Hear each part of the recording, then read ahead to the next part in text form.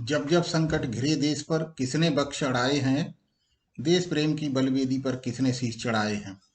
प्यासी धरती को श्रम जल से कौन सींचता आया है। किसने सपनों के सुमनों से माँ का रूप सजाया है। इन प्रश्नों के उत्तर में एक ही नाम उभरता है और वह है देश का युवा। वह युवा जिसने मातृभूमि को परतंत्रता की बेड़ियों में जकड़ने से क्रूर विदेशी शासन को चुनौती दी थी। सरफरोशी की तमन्ना अब हमारे दिल में है। देखना है जोर कितना बाजुए का दिल में है।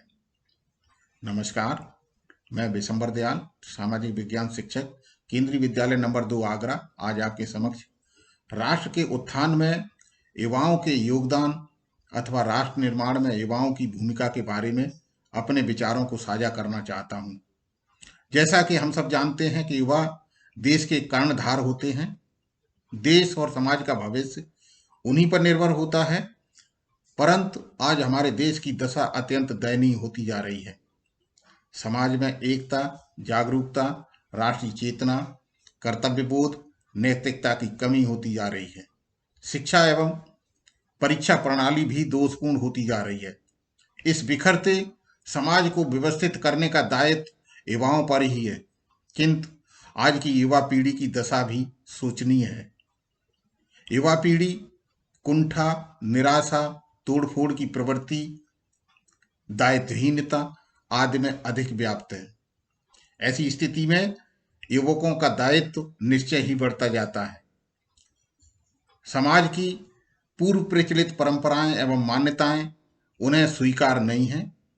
पश्चिमी सभ्यता का प्रभाव उन पर हावी होता जा रहा है। इसलिए वे भारतीय भूमि पर पाश्चात्य सभ्यता का ढांचा खड़ा करना चाहते हैं। शिक्षा का अर्थ उनकी निगाह में केवल नौकरी प्राप्त करने का एक साधन रह गया है। अश्लील सिनेमा, सस्ते एवं गंदे साहित्य और फैशन परस्ती में उनकी रुचि बढ़ती जा रही है। अतः युवा पीढ़ी का जहां समाज के प्रति दायित्व है, वहीं अपने जीवन निर्माण के प्रति उन्हें कुछ सावधानी बरतना अपेक्षित है। पहले युवक युवती स्वयं को सुधारें, स्वयं को शिक्षित करें, स्वयं को जिम्मेदार नागरिक बनाएं और स्वयं को चरित्रवान बनाएं। तभी वे समाज की प्रगति में सहायक हो सकते हैं। समाज में शांति और व्यवस्था बनाए रखना उनका दायित्व है। समाज विरोधी तत्वों की रोकथाम युवकों के सहयोग से ही संभव है। वे हड़ताल, आगजनी, तोड़फोड़ आदि को रोकें ताकि सामाजिक वातावरण बिगड़े नहीं। समाज में धर्म व नीति की मर्यादाओं को बनाए रखना भी उनका कर्तव्य है।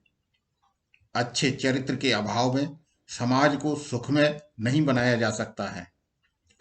छात्र जीवन में उन्हें चाहिए कि वे निष्ठापूर्वक अध्ययन करें, गलत साहित्य न पढ़ें, संभव हो तो गलत साहित्य के प्रकाशन को भी रोकें। समाज में बेईमानी और भ्रष्टाचार करने वालों के विरुद्ध संगठित होकर कार्य करें। युवाओं को चाहिए कि वे थोड़े से स्वार्थ के लिए राजनीति के कुचक्रों में न फंसें, पश्चिमी भौतिकवाद के प्रभाव से स्वयं को बचाकर रखें। युवा वर्ग की क्षमताएं अनंत हैं, अतः यह तो इनकी क्षमताओं का दोहन करने वालों के ईमान पर निर्भर है कि वे इस छुरी से किसी निर्दोष का गला काटते हैं या इसे एक शल्य चिकित्सक के हाथ थमाकर किसी मरणासन्न के प्राण बचाते हैं। भारतीय लोकतंत्र के परिप्रेक्ष्य में भारतीय युवाओं को देखा जाए तो समाज का हर वर्ग, लोकतंत्र का हर स्वयं ठेकेदार युवकों को अपने पक्ष में खरीद लेना चाहता है। राजनीतिक कुचक्र एवं भ्रष्टाचार का बोलबाला हो गया है। स्वार्थ भावना में वृद्धि, कर्तव्य बोध की कमी, कूड़ा दिखावा एवं अंधविश्वास आदि समाज को जकड़े हुए हैं। भारतीय लोकतंत्र का भविष्य जिनके कंधों पर टिका है, उन युवाओं को बेरोजगार भटकते देखकर, उनके चरित्र का पतन होते देखकर क्या इस लोकतंत्र को तनिक भी लज्जा का अनुभव होता है? केवल युवा वर्ग के बाहुबल का और उसकी प्रतिभा का शोषण ही लोकतंत्र का पावन कर्तव्य बन गया है। युवाओं की समस्याओं का समाधान करना शासन और समाज का अनिवार्य दायित्व है। लोकतंत्र की प्रतिष्ठा को स्थायित्व दिलाने वाले उसके युवा ही होते हैं। भारतीय लोकतंत्र की अधिकांश समस्याएं उसके युवाओं की समस्याएं हैं और युवा वर्ग ही उसके समाधान का साधन है। युवा पीढ़ी में हम जैसे संस्कार बोएंगे वैसे ही काटेंगे। उनकी अच्छी शिक्षा, स्वास्थ्य, मनोरंजन, जीवन यापन और अभिलाषाओं के प्रति यह लोकतंत्र जितना जागरूक और सचेत रहेगा, उतनी ही उनसे अपेक्षाएं कर सकेगा। युवा वर्ग में व्याप्त असंतोष, भटकाव और निराशा भारतीय लोकतंत्र की प्रतिष्ठा को उज्जवल नहीं बनने देगा।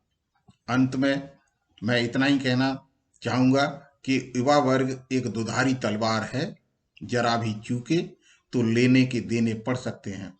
अतः युवा शक्ति का विवेक और ईमानदारी से प्रयोग देश के वयोवृद्ध नेतृत्व का परम कर्तव्य है। जय हिंद, जय भारत।